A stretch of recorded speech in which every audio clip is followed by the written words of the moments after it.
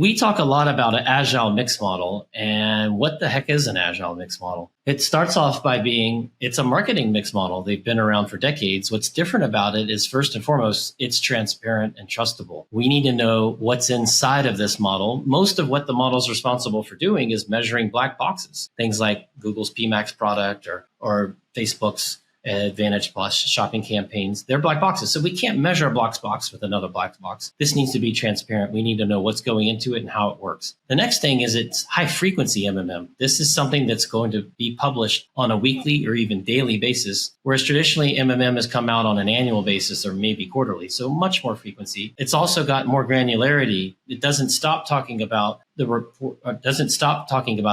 performance of channels that we're spending on, but inside that media plan, the underlying tactics and underlying campaigns. What is their incremental performance? You need to know that if you own a channel in order to optimize that channel. And then lastly, it's an MMM that's informed by experiments. And it goes back to the transparency. If we have low signal data coming into our model, we need a means to recognize that it's low signal data, not believe that our model is going to just overcome that low signal. And we need a means to remediate that data by collecting better data. And that's what we do in experiments. Once one of these is set up, it's going to work on your behalf every week. It's pulling down all the data from all the ad accounts, Facebook, Google, Snap, Twitter, etc. And it's dispositioning it. It's saying, as I spent on this channel and what was my total spend overall, how much of my total revenue was driven by paid media? And what was it broken down by channel, by tactic, and by campaign?